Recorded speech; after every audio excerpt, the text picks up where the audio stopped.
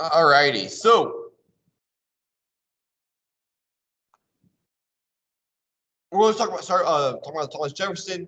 What exactly is he going to be trying to bring to the table here? So Thomas Jefferson, he is a Democratic Republican, like we've talked about many times before, right? This is the party of what we would call a limited government, meaning Thomas Jefferson believes that the government should not be too big, it should not be too powerful, and he believes that it should not affect the lives of the citizens too terribly much. The reason why he believes this is because he believes if government gets too big and too powerful, it'll grow oppressive. That is what the belief that Thomas Jefferson holds. And that's the belief he holds when he's coming into office. This is, excuse me. Because of this, we have what we would call a laissez-faire economy. Meaning, Thomas Jefferson believes that the government should not interfere in the economy at all. He believes that companies and consumers and citizens can direct the market at their discretion, and that by getting the government involved, you'll simply just mess that up, and you'll mess the economy up. That's kind of what Thomas Jefferson believes about the economy. Even though he's a very laissez-faire person in terms of the economy, he's going to keep in place the national bank, right? We talked about the debate between the national bank before Christmas break. Jefferson was not a fan of that national bank. However, he's going to go ahead and keep it anyway. And this is mainly because he can't really drum up enough support to get rid of it. He's also going to keep tariffs on imported goods. Remember, that's a tax on imported goods. He's going to keep those as well.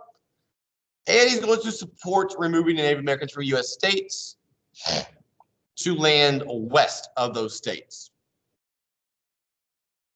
So that's kind of just a quick little overview of what he believes in as he is coming into the White House. Let's get to the Louisiana Purchase then.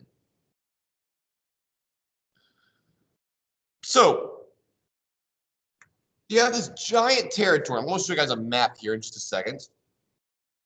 West of the Mississippi River called Louisiana. Louisiana Territory does not just include the modern-day state of Louisiana, and it includes a bunch of states. And you'll see that once we look at the map here. At first, Thomas Jefferson doesn't want to buy all of Louisiana. The only thing he cares about is the city of New Orleans. The city of New Orleans is under French control. It is not an American city yet. Thomas Jefferson hopes to make New Orleans into into an American city. The reason why New Orleans is so important is because it is a giant trading hub. Lots of trade goes in and out of New Orleans. As a result, Thomas Jefferson thinks that the United States could make a lot of money if they own New Orleans through all that, because of all that trade. So he's going to send James Monroe and Robert Livingston to Paris, and those two men are going to negotiate a deal to buy New Orleans. Now, let's look at what's going on with France. The person in charge of France right now is a man by the name of Napoleon Bonaparte. Now, Napoleon, he took over the French government in a military coup. You'll learn more about Napoleon next year in your social studies class in high school. But basically, the rundown is he is the leader of France, and he's doing a lot of expanding, right? He's going to war with a lot of European countries. Also, during this time, you have this tiny little island nation called Haiti. This is in the Caribbean over by Cuba and Puerto Rico. It's super small, super tiny. It's owned by the French. There is now a revolution going on in Haiti. The Haiti population is about, I can't remember the exact numbers, but it's about 90% slave. So 90% French, 90% slaves owned by the French. So they rebel against the French rulers in Haiti, and Napoleon tries to put it down. Also, at the same time, Napoleon is at war with Britain. So Napoleon's got a lot on his plate here. He's fighting a lot of wars right now. His army's stretched thin. He's going to need some money. Well, here comes the Americans looking to buy New Orleans. And basically, they asked to buy New Orleans, and Napoleon just goes, ho, ho, ho, ho. How about I sell you all of Louisiana for $15 million? Ho, ho. I'm pretty sure that was exactly how he said it. Just kidding. But he sold. It's just kind of hilarious. You would think a counter offer would usually be like for less. Napoleon's counter offer is a lot more for only $15 million. Now, $15 million does sound like a lot, but when you're thinking about the amount of land that is being sold, this is nothing. It's an extraordinarily good deal, and they go ahead with it. Now, there's a question going on here. Can the federal government buy land? Remember, Thomas Jefferson strictly interprets the Constitution, and nowhere in the Constitution does it say that the federal government can buy territory. So there's a big constitutional question about whether or not this is allowed. Thomas Jefferson decides that it is allowed because in the Constitution grants the federal government rights to govern territories. Thomas Jefferson says, well, because I can govern territories, therefore I can buy territories. He is loosely interpreting the Constitution, something that Alexander Hamilton did, his political rival. So he's basically using Hamiltonian methods to get to a Jeffersonian end here. Excuse me. Now, the reason why Thomas Jefferson wants Louisiana is because Thomas Jefferson wants the economy to be mainly farming. This is for a lot of reasons, but he feels like the best way to run the country is by having most of your people farm. Well, that's a lot of farmland you're buying. So Thomas Jefferson's thought is if we buy all this land, more people will move out west and more people will farm. It's going to be just great for everybody. So here's a bit of a timeline of the Louisiana Purchase. So 1763, you don't have to memorize these years. This just kind of give you an idea of how this came to be. In 1763, France gives Louisiana to Spain.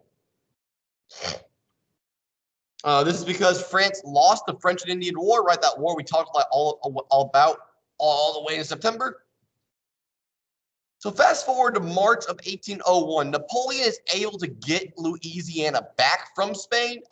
France kind of threatens war against Spain. Spain buckles, and they give Louisiana back. A lot of Federalists are afraid that of France owning Louisiana. They don't want to border France. Remember, there's a quasi-war going on, or there was at least. We're still not exactly too happy with the French government. So Jefferson sends Livingston and Monroe to go to France and buy New Orleans, right? He wants that New Orleans port because it's a very wealthy port. It's going to make him a lot of money, he hopes. So they head down to France to buy New Orleans and also West Florida from France. So France owns Florida at this point now. They took it from Spain. So Napoleon kind of gives up his dream of an empire because of the slave revolt in Haiti and also because of the expensive war with Great Britain. So in order to make some money, in order to fund those wars, Napoleon goes ahead and sells Louisiana for about $15 million. This is about 828,000 square miles of land. And this doubles the national territory. Then in October of that year, the Senate ratifies the treaty. And in December, the United States acquires the Louisiana Purchase. So here's a map of the United States, obviously. And right in the green, that really ugly, like Ghostbusters Slimer green color, is the land that was purchased through the Louisiana Purchase. So check out my cursor. What I'm tracing right now is what's called the Mississippi River, the largest river in the United States. Starts here in Minnesota and then flows down this way. It acts as the border between France and the United States. And it pours out right here into Louisiana, into the Gulf of Mexico. So the United States at this time owned all the land right here. So this was the land all owned by the United States. France owned all that was in the green, and Spain and Britain owned the rest here. So Thomas Jefferson just wants to buy New Orleans, which is this tiny little plot of land right here. Instead, France offers all of this land right here. Thomas Jefferson accepts it. And as you can tell, this definitely doubles the size of the United States.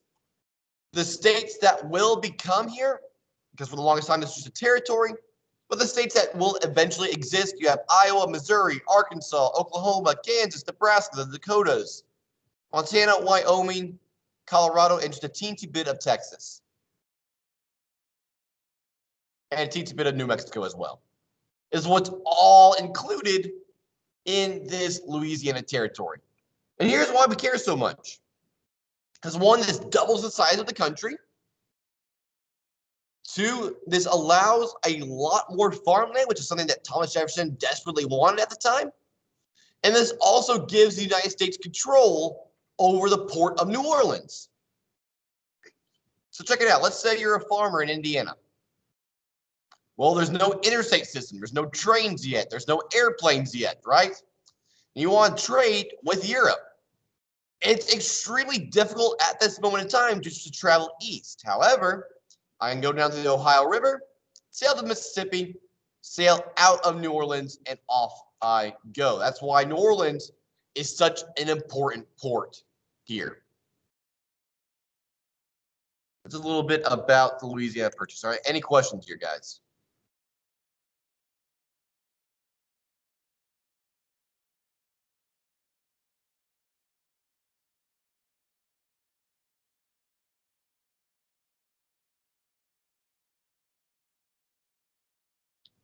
All right, go ahead, take about 3 or 4 minutes to complete the exit ticket in Canvas. If you decide step 2, we'll go over it real quick, and then we'll do our CNN 10 for the day. And that'll be our day. So go ahead and do that for right now.